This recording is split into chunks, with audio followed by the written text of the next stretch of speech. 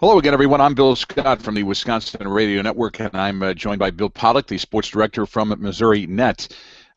Chris Borland's recent decision, Bill, to walk away from the National Football League a year into his professional playing career, and certainly it's taken it's social media by storm. The reaction continues to flood in, and I guess when you heard the news, the fact that he hasn't done this because of any current concussion type scenarios, what were your thoughts? You know, my immediate thought was, what is this going to do for the future of the NFL? You know, you had Patrick Willis from the 49ers who retired at 30. That was somewhat of a shock. I mean, that's a guy that's, in the prime of his career, and he stepped away. And then you find out that he's a 24-year-old, 1 year into it, and leaves. I mean, it can become an issue because these guys can come from college, get a good payday in 1 year, and call it quits. I mean, who's to say that others won't do this? It was very concerning. I mean, my initial reaction as a fan was, oh boy, this could mean soccer is going to take over this country, and I'm not a big soccer guy. You know, I'm a football guy, and I like to see the physical play as a fan. But with all of these safety concerns, yeah, I mean, what's going to happen to the sport 20 years from now? Yeah, I saw some comments on Twitter from former Ohio State Buckeye Maurice Clarett. I'm sure you've seen some of them as well. But he basically he said that it's pretty clear that Chris Borland is comfortable with decision and it's been well thought out, but it's also pretty clear that he has some sort of a backup plan.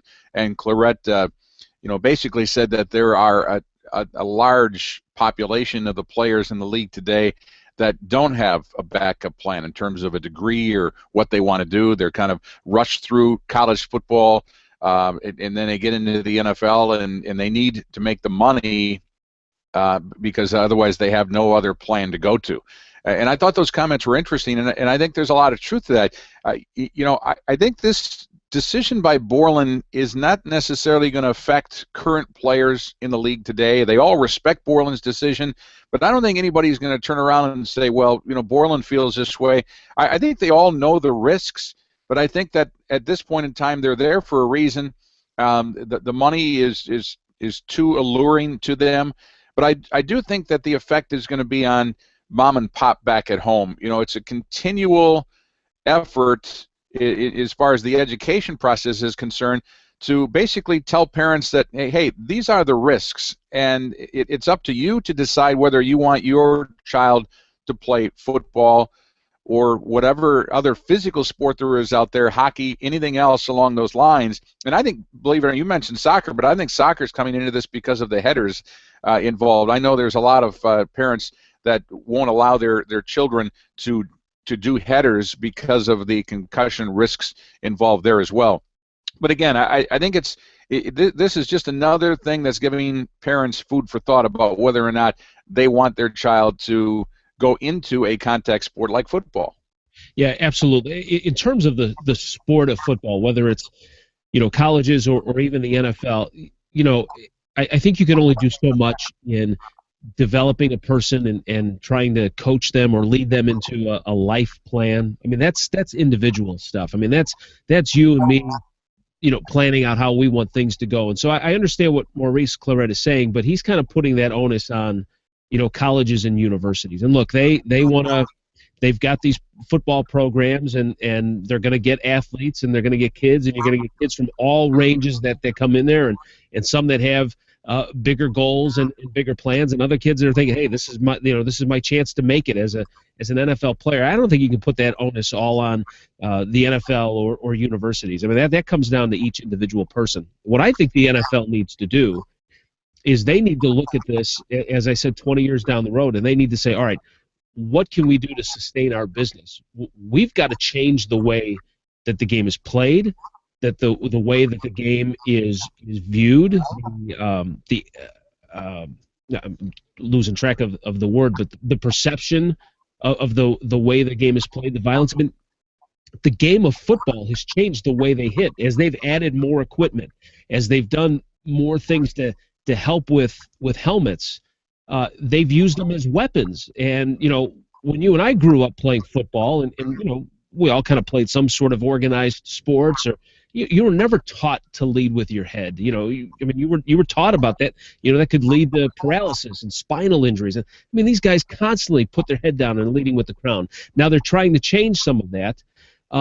But I think it goes grassroots. I think the NFL has got to get back to the Pop Warner leagues, and they have to grab hold of this and say, hey, this is the proper way to teach this. This is how you teach kids to play this game, and this is how you make it less dangerous. You didn't hear about guys with concussion issues and when they had leather helmets on, or think when you played, football out in the yard and you played tackle football with your friends and you didn't have pads on and stuff. You weren't hitting guys in the head. You were, trying to wrap up. And so as you add more padding, the game became more violent. So I think you got to kind of take a step back and say, all right, how do we reteach this sport? And when you start at the kids that are, 5, 6, 7 years old and they start moving up now, that's how you can save the sport. Otherwise, yeah, as a parent right now, if I had a young kid that was making the decision, I'd say, no way, you're not playing football. Play something else. Play basketball, play baseball. It's a concern. It should be a concern for the NFL, for the future of that sport. Bill Pollock from MissouriNet, MissouriNet.com. I'm Bill Scott from the Wisconsin Radio Network.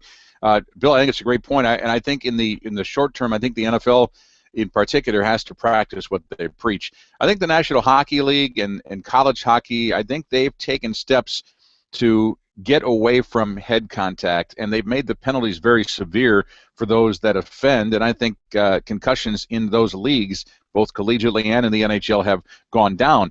I think the National Football League, while they've tried to put penalties in place, I don't think there's necessarily been any shine away from head contact in the secondary with defensive backs and linebackers and so on and so forth. And you probably remember it was just a year or two ago, it was fairly recent, that the NFL instituted a new rule for offensive players, namely running backs, is who it is. Once they get outside the tackle box, once they're downfield, they can't lower their head on a defensive player, and that was supposed to be, a penalty in a football game and subsequent fines and so on and so forth. I have never seen that called once, and I've seen several instances where it could be called penalties in games, or at least fines coming afterwards. But bottom line, I think the National Football League, when you look at hockey, what happens if there's a very serious head shot at a head or something like? The NHL takes players away for 5, 10, sometimes 15 games, and then throws the lack of a salary in there on top of that. So it's playing without pay, and it turns out to be a lot of money, and it turns out to hurt their team quite a bit. The National Football League doesn't do that. They'll dole out the fines, but these players make so much money. The fines, yeah, they don't like to be fined, but it certainly doesn't change the way it has proven that it doesn't change the way they play the game.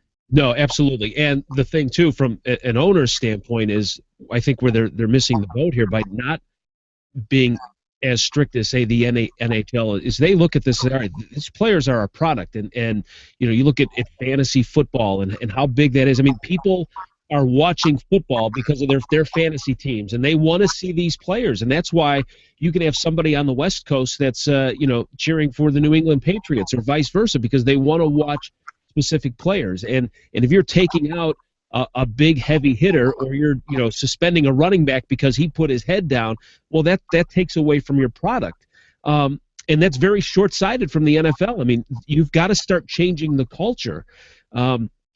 You talk about a running back. Listen, if I was running the football and I had a defensive guy who was coming at my legs or my thighs with his helmet, yeah, I'm going to try to get down and get my shoulder. I would much rather get hit in the shoulders, or maybe even that mentality up high, as opposed to getting my thigh and getting a nasty Charlie horse and get my legs taken out from under me. So you've got to change the way that the game is played, and it's going to take some time, and it's going to take years. And if they're focused on the product right now and not looking down the road, it's going to come back and bite them, because at some point this NFL bubble of popularity is going to burst.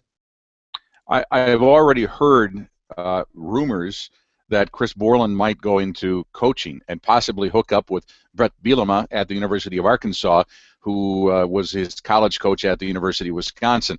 That being said, regardless of whatever Borland's plan is, he has a plan and he's going to land on his feet.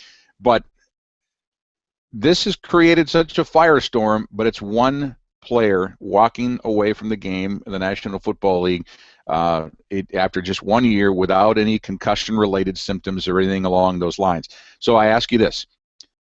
How long is it going to be before we see player number 2? And I know that there's no real answer to that. We don't really know. But do you think that's coming, or do you think this is just a blip on the radar? Well, it'll be interesting. I mean, this is almost number 2. Like I said, you had Patrick Willis. Now, he was a veteran and 30 years old, but that's still young. And now you got Borland. I would say within another year or 2 you might see this. Yeah, absolutely. I think so.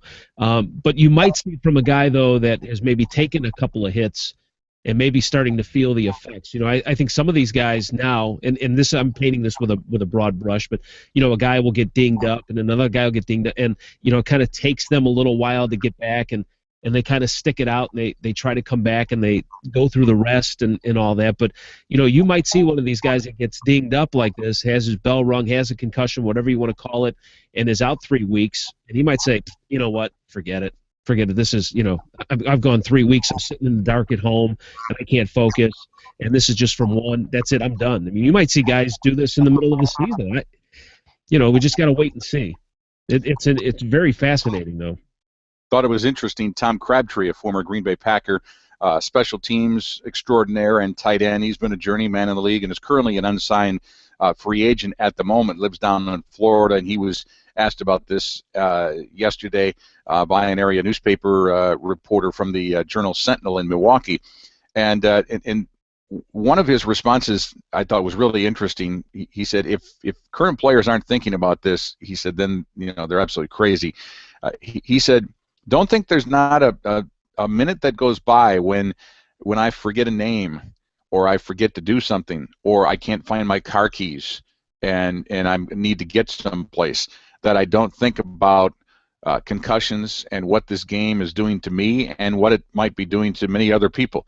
He didn't say anything about walking away from the game, but it's certainly, I've got to believe that he's one of many in this league that it certainly is at least on their minds. Yeah, and I don't, you may not see the guy, you may see, I guess the average age or average length of an NFL career is 3.5 years.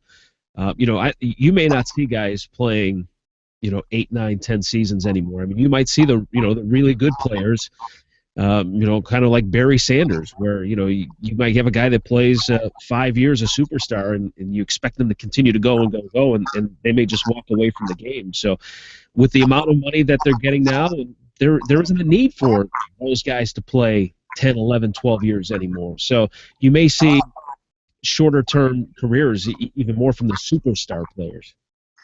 A good friend of mine said yesterday in an email, we're trading emails, and he said the NFL is headed down the path of a glorified 7-on-7 passing league.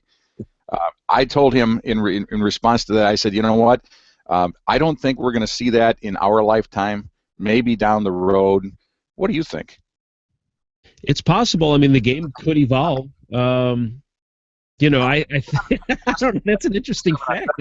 Not that I'm suggesting that it's going to be a 7-on-7 league, but it's going to be the equivalent of, because of the physical nature and the injuries that are being caused in the game. Well, here's the thing. What would happen if you just took the face masks off the helmets? How much would injuries be cut down? You know what I mean? Drastic. Broken noses and stuff. But you're not going to have a guy leading with his face going into somebody's legs to take him out. The guy's going to learn to tackle the right way. And you're certainly not going to have a running back or a wide receiver who's about to get hit drop his face down in front of the tackler. So that would change the game right there. I've said all along, just take the face masks off. Make the helmets, a little lighter, but still safer to protect their head, just like a hockey player. If you want to put maybe, like a visor across their head, you could do that. But, with shoulder pads and things of that nature, I mean, the number of times that your head is going to hit the ground, that will all eliminate. Just get rid of the face mask. I'd like to see an experiment done that way. Here's the thing. This is where I really think a lot of guys get dinged up. And I'm surprised there's not more injuries. But you see like a running back bust through the line, and a guy drags him down from behind, and he's starting to go down, and that safety comes in and actually ends up hitting his own guy, hit a linebacker or a defensive lineman, and you see their heads, the two defensive guys, and you see their heads jack backwards. That's where I'm surprised there's not more injuries. It's when they get that bottle up, and the guy's already down, and the running back's already in the fetal position going down, and there's like that third guy that comes in there and just, nails his teammate. I'm surprised there's more guys that aren't just out like that. It's a violent sport. Get rid of the face mask and go with the little hockey visor. I can speak for every mom and dad across America today that if the face masks were taken off the helmets, there would be no parent that would allow their kids to play high school football. Orthodontists would love it, or they'd hate it because then no one would get braces. Well, I'm going to wait till the kid's done with his playing career. He can play with crooked teeth. Hey, no need for braces if they all fall out, right? Right. But again, though, come on, how many times did you play tackle football with your friends out in the yard? And, people weren't getting, busted up noses. And, look at rugby. Those guys, they some of them wear that little, I don't know what that is, that little thing is that they put on their head. That almost looks like a swim cap. You know what I mean? If you're not protected, you're not going to feel as fearless. And so I think that, honestly, people might be listening to, this Pollock guy is a kook. But the less padding you have, the less fearless and the less aggressive you're going to be, and you're going to do things the right way. And, and you look at a passing game and stuff where you get spread offense, and, it would open up the game a lot, and guys would learn how to hit and take hits, and they wouldn't be as aggressive, and certainly with their head, or they wouldn't be hitting in the head. I think it would change. Well, I know that the NFL came out with a very generic statement yesterday, but they're obviously sitting back on issues like this. They've got a multi-billion-dollar business in place. It continues to grow from a financial standpoint year in and year out, and from a rating standpoint as well. It'll be interesting to see if that trend ever turns in the other direction, and from a television rating standpoint, and then from a participation standpoint. Where are we headed down the road? Are schools going to continue to fund high school football programs? Their parents going to continue to let their kids play? It's decisions like Chris Borland's that are at least going to make people think a little bit more about it. And I guess, Bill, we'll both sit by and watch and see if down the road it has any kind of an impact. Yeah, it'll be interesting. It's fascinating, and I hope that the NFL and I hope they find ways to to kind of ease some of these issues, because it is a great game, but you've got to take care of people, and when you've got the guys that are hardcore into it that are stepping back from it, the NFL better sit up and take notice. They may not say anything publicly, but they're looking at this and saying, all right, we've got to attack this. They better be anyway. No question. Bill Pollock from MissouriNet and MissouriNet.com. Bill, have yourself a wonderful day, and we'll do this again soon. Yep, you too. Enjoy March Madness. I will do. I'm Bill Scott from the Wisconsin Radio Network.